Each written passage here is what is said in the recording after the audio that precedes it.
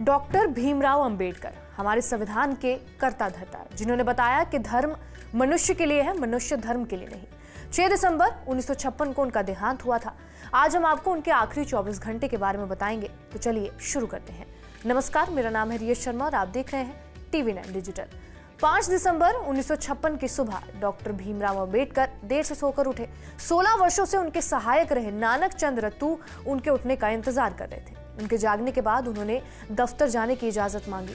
अब घर पर रह गई पत्नी सविता अंबेडकर और डॉक्टर मालवंकर, जो मुंबई से उनकी हेल्थ की जांच के लिए आए हुए थे। दोपहर में सविता और डॉक्टर मालवंकर सामान की खरीदारी के लिए बाजार चले गए और घर लौटने में देर हो गई। अंबेडकर घर पर ही थे। जब शाम के 6 बजे तो रत्तू ऑफिस से वापस लौटे और तब तक श्रीमती अंबेडकर बाजार से नहीं लौटी थी। अंबेडकर नाराज थे। उन्हें लग रहा था कि उनका ध्यान नहीं रखा जा रहा। रत्तू ने उनकी नाराजगी महसूस की और तब डॉक्टर अंबेडकर ने रत्तू को टाइप करने के लिए कुछ काम दिया। जैसे ही रत्तू लौटने वाले थे तभी श्रीमती अंबेडकर लौट कर आ गई। अंबेडकर गुस्से पर काबू नहीं रख सके। उन्होंने कुछ सख्त बातें उनसे कह डाली। जब अंबेडकर की पत्नी ने अपने पति को आपे से बाहर होते हुए देखा तो उन्हें लगा कि उनका कुछ भी कहना आग में घी जैसा होगा, लिहाजा वो इस वजह से शांत रही। उन्होंने रत्तू से कहा कि वो डॉक्टर BR अंबेडकर को शांत करने की कोशिश करे। रत्तू ने कोशिश तो जरूर की, लेकिन थोड़ी देर में वो शांत भी हो गए। उसी रात करीब 8 बजे जैन मतावलंबियों की एक प्रतिनिधि मंडल तय समय के अनुसार उनसे मिलने पहुंची। अंबेडकर को महसूस हो रहा था कि वो आज मिलने की स्थिति में नहीं है, लिहाजा मुलाकात को अगले दिन के लिए टाल दिया जाए। क्योंकि लोग आ चुके थे तो उन्हें लगा कि अब इनसे मिल लेना चाहिए। जैन नेता उनके चेहरे की ओर देखे जा रहे थे और फिर अंबेडकर ने सिर हिलाते हुए उनसे थोड़ी देर बातचीत की। उधर बौद्धिज्म और जैनिज्म को लेकर सवाल पूछे गए। जैन प्रतिनिधि मंडल के जाने के बाद रत्तू ने उनके पैर दबाया और डॉक्टर BR अंबेडकर ने सर पर उन्हें तेल लगाने को कहा। अब वो कुछ बेहतर महसूस कर रहे थे। अचानक रत्तू के कानों में गाने की आवाज आनी शुरू हो गई। अंबेडकर आंखें बंद करके गाना गा रहे थे और धीरे धीरे ये गाना स्पष्ट और तेज हो गया। डॉक्टर अंबेडकर बुद्धम शरणम गच्छामि को पूरी तरह से गा रहे थे। उन्होंने इसी गाने का रिकॉर्ड रेडियोग्राम पर बजाने के लिए कहा। साथ ही रत्तू से कुछ किताबें और द बुद्धा एंड द धम्मा का परिचय और भूमिका भी लाने को कहा। उन्होंने इस सब को अपने बिस्तर की बगल में टेबल पर रखा ताकि रात में इन सारी चीजों पर काम किया जा सके। कुछ समय बाद रसोइया सुदामा खाना लेकर तैयार होने की बात कहता है।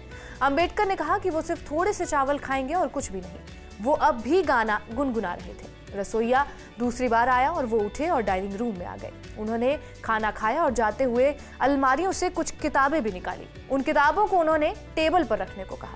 रात के खाने के बाद वो फिर कमरे में आए और वहां वो कुछ देर तक कबीर का गाना चल कबीर तेरा भव सागर गाते रहे। किताब द बुद्धा एंड हिज धम्मा की भूमिका पर कुछ देर उन्होंने काम किया और वो फिर किताब पर ही हाथ रखकर सो गए। फिर आती है 6 दिसंबर की सुबह और अगले दिन 6 बजे सुबह जब श्रीमती अंबेडकर हमेशा की तरह उठी तो उन्होंने बिस्तर की ओर देखा। पति के पैर को हमेशा की तरह कुशन पर पाया। कुछ ही मिनटों में उन्हें महसूस हुआ कि डॉक्टर अंबेडकर की मौत हो चुकी है। उन्होंने तुरंत अपनी कार नानक चंद रत्तू को लेने के लिए भेज डाली। जब वो आए तो श्रीमती अंबेडकर सोफे पर लुढ़क गई थी। वो बिलक बिलक कर रो रही थी कि बाबा साहब अंबेडकर दुनिया छोड़कर चले गए। रत्तू ने छाती पर मालिश कर दिल को हरकत में लाने की कोशिश की और उनके हाथ पैरों को भी हिलाया डुलाया। उनके मुंह में एक चम्मच ब्रांडी भी डाली, लेकिन सब कुछ विफल रहा। वो शायद रात में सोते समय ही गुजर चुके थे। अब श्रीमती अंबेडकर के रोने की आवाज तेज हो चुकी थी और कुछ देर बाद रत्तू ने करीबियों को इस दुखद सूचना के बारे में बता दिया और फिर केंद्रीय मंत्रिमंडल से लेकर सदस्यों को भी बता दिया। खबर जंगल में आग की तरह फैल गई और लोग तुरंत नई दिल्ली में 20 अलीपुर रोड की ओर दौड़ पड़े।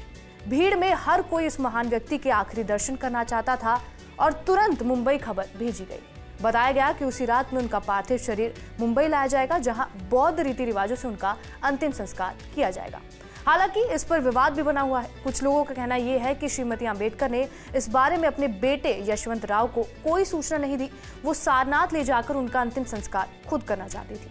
बहरहाल, आपका इस वीडियो पर क्या कुछ कहना है हमें कमेंट करके जरूर बताएं। बाकी देश और दुनिया की तमाम बड़ी खबरों से अपडेटेड रहने के लिए सब्सक्राइब करिए TV9 डिजिटल।